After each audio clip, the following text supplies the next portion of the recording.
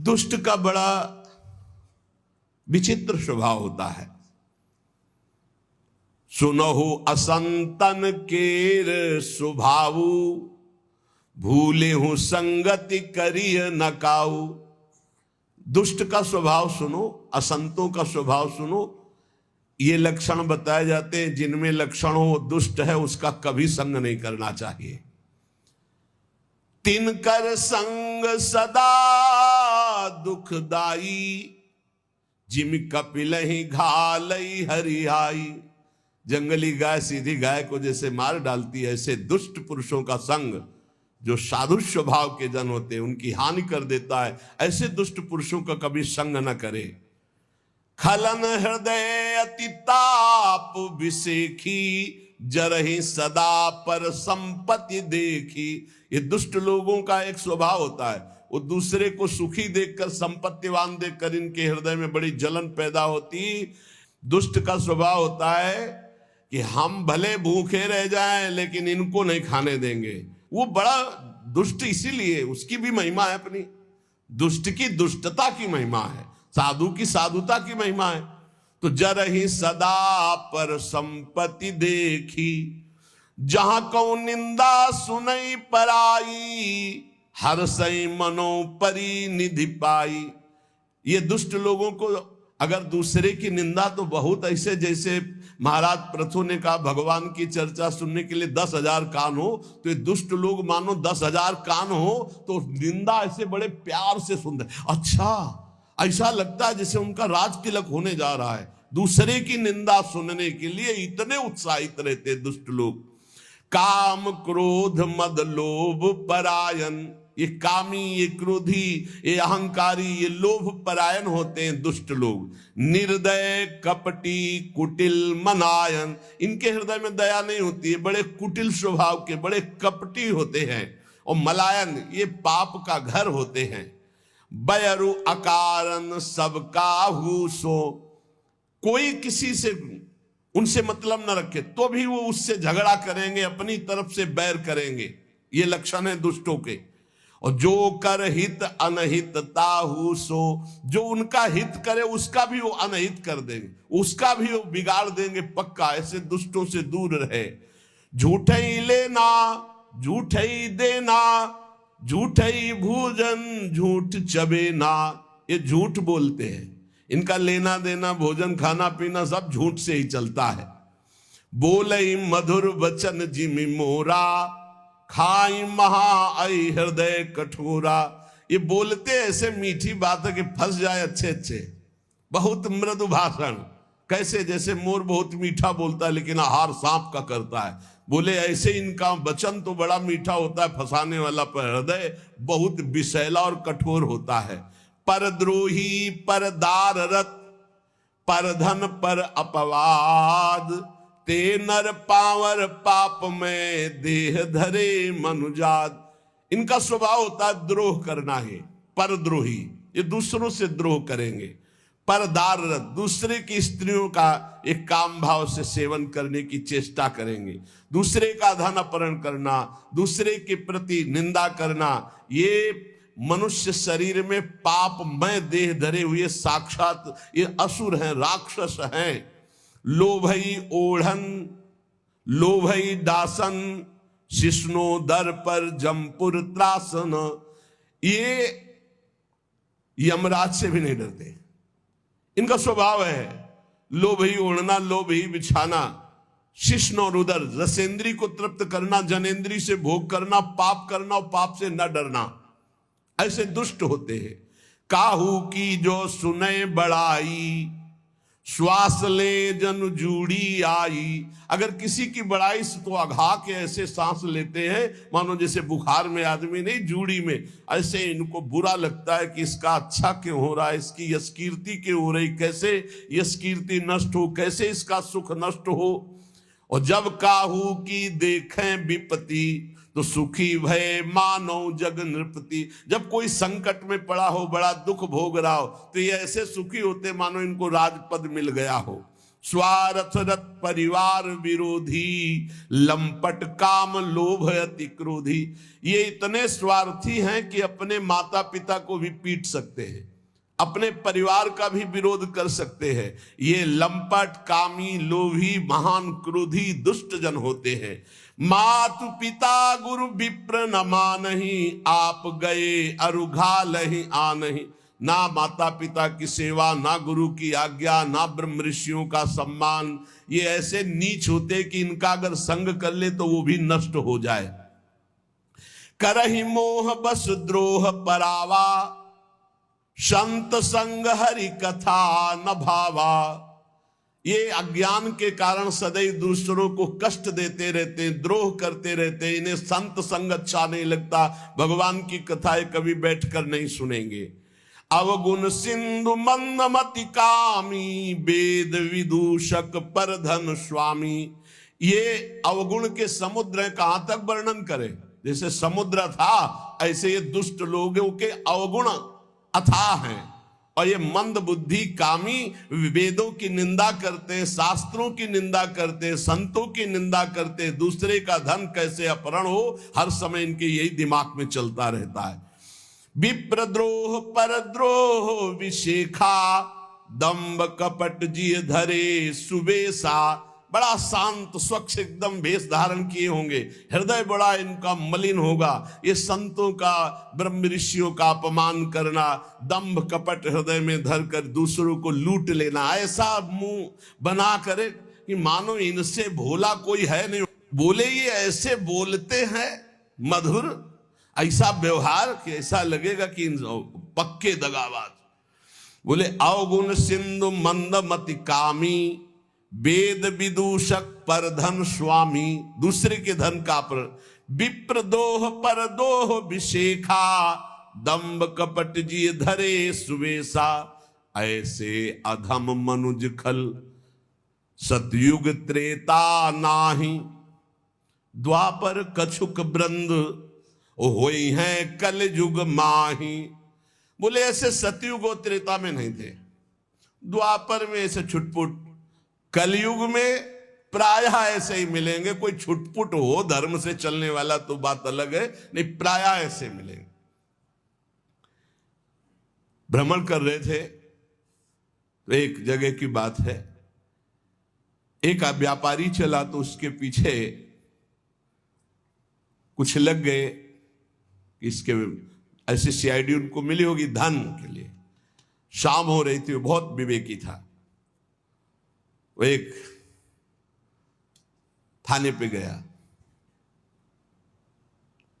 बताया मेरे पास इतना धन है, आदमी हमारे पीछे लगे हैं, रात्रि निकल जाने पर आप हमें सुरक्षित वहां तक पहुंचा दीजिएगा। जो इतना धन की बात सुनकर, उस समय ये 40 वर्ष पहले की बात, ये घटना है, ये कोई कथा हम नहीं सुना रहे, जब भ्रमण कर रहे थे तब की बात है। भ्रमण में बड़े बड़े दृश्य, बड़े बड़े अनुभव सब होते रहते हैं। उन्होंने कहा कि आप लेकर के सो नहीं सकते, आप बाहर सोइए। ऑफिस के बाहर खपरेला पड़ा था और अर्थ रख लिया और कहा सुबह हम आपको गाड़ी से सुरक्षित पहुंचा देंगे। तो उसने कहा हम कुछ भेंट दे देंगे आपको भी। कहा भेंट की आवश्यकता नहीं। वो सो गया, उसके लिए बिस्तर लगाया था। जहां 10 बजे रात्रि के तो बड़ा भारी पीपल का वृक्ष था, उसमें जाके चढ़ के हुए, बहुत प्रवीण था वो। और मदिरा का पान किए उसका लड़का आया तो सोचा कौन खुलवावे ऑफिस। बाहर देखा तो बोले पता नहीं आज पापा ने बाहर क्यों सैया लगाई, बस लेट गया और ऊपर चद्दर ढक करके सो गया। और रात्रि में जो विधान होना था वो विधान हुआ, गायब, पूरा सिस्टम गायब, हत्या करके उसको गायब बिल्कुल। क्योंकि कोई उस समय सीसी कैमरा या मोबाइल भी नहीं चलते थे, न मोबाइल चलते थे न सीसी कैमरा। अब तो रोज का रोज आधुनिकता बढ़ती जा रही। सुबह हुआ, पेड़ से उतरा और जो वहां के थे ऑफिस उनको साथ लिया कि आप हमारे साथ रहिए। हो गए। बोला सर पैसे, होश उड़ गए। तू कहां था? बोले सर पीपल के ऊपर था। बोले वो आपका कोई आदमी होगा, वो आके सो गया था और पूरा दृश्य हमने देखा है। उनके हक से हुआ कि वो तो मेरा ही लड़का था। सर पैसे, अपना पुत्र खोया, अपना पद खोया, जीवन भर के लिए कारावास हुआ, केवल पर धन स्वामी, दूसरे के धन का अपहरण करने की वृत्ति। बोले ऐसे सतयुग त्रेता में नहीं होते थे। द्वापर में कबूतर शरण आ गया तो उसके लिए अपने पूरे शरीर का मांस दे दिया, और यहां शरण में आए हुए कि हत्या करके धन अपहरण की बात। बोले कलयुग में ऐसे बहुत होंगे, बहुत सावधानी की। तो ऐसा ही था वो नवाब दुष्ट स्वभाव का। अब उसके यहां भेजा रसिक मुरारी जी को कि आप जाओ दुष्ट के पास। रसिक मुरारी जी जे भी चले तो उनके जो शिष्य जन थे उनको बड़ा भय हुआ। रसिक मुरारी जी के शिष्य जो थे वो नवाब की ही सेवा में कुछ पदरत थे, मुनीम जिसे कहते हैं, मुंशी मुनीम आदि पदों पे। उन्होंने देखा कि गुरुजी जा रहे हैं तो भारी अपमान कर देगा गुरुजी का, हो सकता है जान पर भी बात आ जाए, मरवा डाले। अधिक प्रीति मन भा संदेहा, जब अधिक प्रेम होता है तो फिर महिमा भूल जाई जाती है, लगता है इनकी रक्षा हो। बहुत प्रेम में बहुत एक अद्भुत महिमा होती है कि वो ज्ञान का अपहरण कर देता है। ईश्वरी महिमा का याद नहीं, अगर ईश्वरी महिमा रहेगी तो प्रेम में बाधा पड़ जाएगी। प्रेम में सिर्फ हमारे प्रीतम, हमारे गुरुदेव, इनकी रक्षा होनी चाहिए। रसिक मुरारी जी ने उन लोगों से कहा तुम डरो मत। तो उन्होंने कहा कि सब कुछ बिगड़ जाएगा प्रभु, मैं जानता हूं वो भारी दुष्ट है और आप अगर वहां गए तो ऐसा कुछ करेगा जो हम सह नहीं सकते। उन्होंने कहा संतों की चरण सेवा की है, गुरुदेव की सेवा में जा रहे हैं, वैसे तो अमंगल होगा नहीं, अगर हमारे प्राण भी निकल जाए तो मंगल ही होगा। मुझे अपने गुरु की सेवा में कदम पीछे नहीं हटाना। तो उन्होंने कहा कि 2-4 दिन आप रुक जाइए, बात हम सब संभाल देंगे। 2-4 दिन आप छिप जाइए और वहां मत जाइए। रसिक मुरारी जी ने कहा कि तुम चिंता मत करो, तुम प्रेम के कारण भयभीत हो रहे हो। रसिक मुरारी जी को 3 दिन उन्होंने जबरदस्ती प्रेम से विवश करके अपने पास रखा। फिर आदेश आया कि सुना था कि रसिक मुरारी जी आ रहे, नवाब का आदेश आया अपने मुंशियों के पास। वो अभी तक हमारे पास नहीं पहुंचे। उनको ये भी पता था कि ये लोग उनके शिष्य हैं। सुनी आए गुरुवर कही ल्याओ मेरे घर देखो, करामात बात यह ले सुनाई है। कहो आनी अभू जाऊं चलो उन्मान देखें, चले सुख मानी आयो हाथी धूम छाई है। छोड़ी के कहार भाज गए ना निहार सके, आप रस सार बानी बोले जैसी गाई है। बोलो हरे कृष्ण कृष्ण छाणो गज तम तन, शनि गयो हिये भाव देह सो नवाई है। जब नवाब ने ये सुना कि 3 दिन तक हमारे भय से इन मुनीमों ने उनकी रक्षा की है, रसिक मुरारी की, तो उन्होंने बुलाया उनको और कहा तुम्हारे गुरुवर आए हैं हमसे बात करने के लिए और अभी तक पहुंचे नहीं। यहां तुमने रोक लिया 3 दिन तक, हमारे पास सब गुप्तचर के द्वारा खबर है। जाओ अपने गुरु को लिवा के लाओ, मैं देखता हूं कितना करामाती है वो। नवाब ने जब ये बात कही तो रसिक मुरारी जी ने कहा कि तुम भयभीत मत हो, मैं भी देखता हूं कैसा दुष्ट है। आज तक तो हमने दुष्ट के दर्शन नहीं किए, साधुओं के दर्शन किए हैं, आज दुष्ट के दर्शन करने का हमें गुरुदेव के द्वारा, तो आज मैं देखूंगा कि दुष्ट किसे कहते हैं। तुम चिंता मत करो। उसमें जितनी दुष्टता भरी गुरुदेव के प्रताप से उतनी साधुता। तो देखते हैं आज साधुता विजयी होती है दुष्टता। उसको अंदाज भी नहीं है कि दुष्टता से बढ़कर के कितनी साधुता होती है। नवाब ने कि मुंशीजन जो है ये समझे कि बड़े सम्मान से बुला, इसलिए कहार भेजा था, पालकी भेजी थी। वो सब घबरा रहे थे कि षड्यंत्र है, ये बड़ा इतना दुष्ट, ये ऐसी कैसे श्रद्धा कर सकता है। और कहार सब उसी राजा के, पालकी राजा की तरफ से। रसिक मुरारी जी गुरुदेव के चरणों का ध्यान करके बैठ गए पालकी में। वो पहले से तैयारी की गई थी। हाथी को मदिरा पिलाकर मत वाले हाथी को बार बार वेद कर गुस्सा कर दिया गया था। कहार वहीं पालकी सामने ले गए जहां मत वाला हाथी आ रहा था, दहाड़ता हुआ, चिघाड़ता हुआ। पालकी छोड़ी और भाग गए। हाथी के सामने कोई टिकना, पर आप बिल्कुल विचलित नहीं हुए। बड़ी चेहरे पर शांति है, कोई भय नहीं, मुस्कुराहट है। हाथी मत वाला चिघाड़ता हुआ आ रहा है, महावत बार बार अंकुश कर रहा है।